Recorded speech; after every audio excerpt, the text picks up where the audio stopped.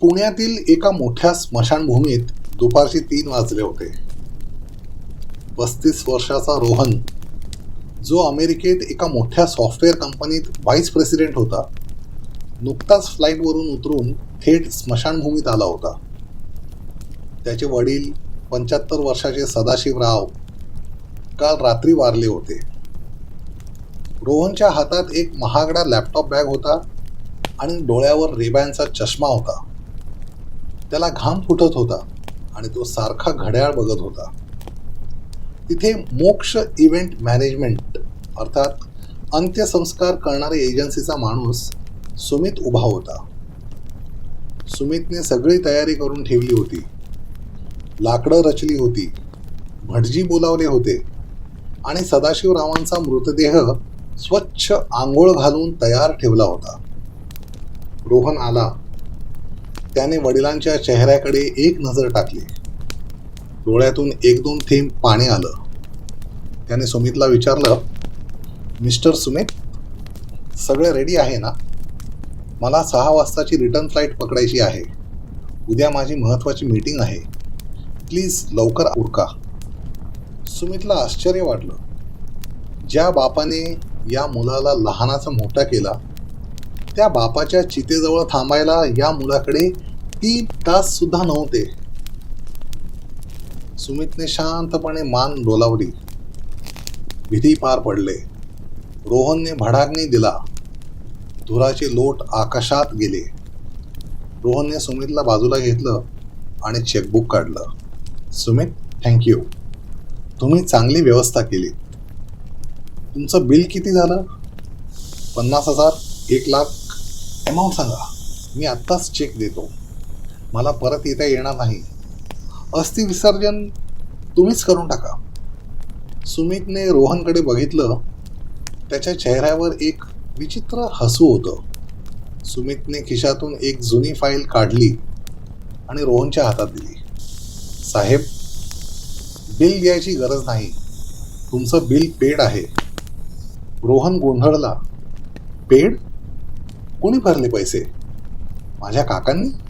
सुमित म्हणाला, नाही साहेब, 5 वर्षापूर्वी तुमचे वडील सदाशिवराव आमच्या ऑफिसमध्ये आले होते. ते खूप आजारी होते. त्यांना चालता येत नव्हतं. त्यांनी मला विचारलं, तुमचं पॅकेज काय आहे?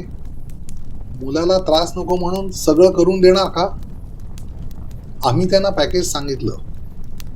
त्यांनी त्याच दिवशी 50,000 रुपये ॲडव्हान्स जमा केला होता आणि एक चिठ्ठी त्यांनी मला दिली होती. त्यांनी सांगितलं होतं की माझा मुलगा आला की त्याला ही चिठ्ठी दे आणि जर तो आलाच नाही तर तुम्हीच माझं काम करा. सुमितने ती चिठ्ठी रोहनला दिली. रोहनने थरथरत्या हाताने ती चिठ्ठी उघडली. त्यात सदाशिवरावांच्या कापऱ्या अक्षरात लिहिलं होतं, प्रिय रोहन बाळा, मला माहीत आहे तू खूप बिझी आहेस. अमेरिकेत तुला श्वास घ्यायला वेळ नसतो. मला माहीत आहे की माझ्या मरणाची बातमी ऐकून तुला टेन्शन येईल. सुट्टी मिळेल का? तिकीट मिळेल का? मीटिंगचं काय होईल? हे प्रश्न तुला पडतील. बाळा, तुझा वेळ आणि तुझं करिअर खूप महत्त्वाचं आहे. मी तुला वाढवले ते यासाठीच की तू जग जिंकावंस. एका म्हाताऱ्याच्या प्रेतासाठी तू तुझं नुकसान करून घेऊ नकोस. म्हणून मी माझ्या मरणाची सोय आधीच करून ठेवली आहे. एजन्सीला पैसे दिले, ते सगळं करतील. तू आलास तर बरंच आहे.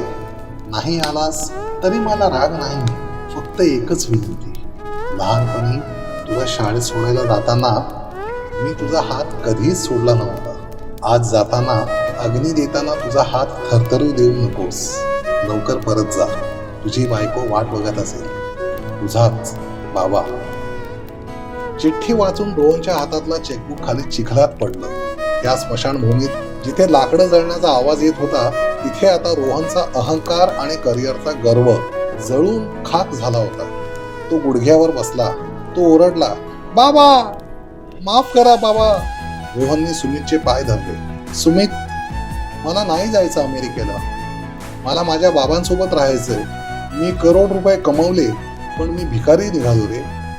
माझ्या बापाने मरताना सुद्धा माझ्या मीटिंगचा विचार केला आणि मी त्यांच्या शेवटच्या दर्शनाचा भाव करत होतो. त्या दिवशी रोहन फ्लाईट पकडू शकला नाही. तो तिथेच त्या जळत्या चितेसमोर रात्रभर बसून राहिला. कारण त्याला समजलं होतं की प्रीपेड फक्त सिम कार्ड असू शकतं, बापाचं प्रेम नाही. बापाचं प्रेम हे अनलिमिटेड असतं आणि त्याची परतफेड जगातली कोणतीच करन्सी करू शकत नाही. तुम्ही जगात कितीही मोठे व्हा, कितीही पैसे कमवा, पण ज्या आई वडिलांनी तुमचं लंगोट बदलली, त्यांच्या शेवटच्या प्रवासात डायपर बदलायची वेळ आली की नाक मुरडू नका.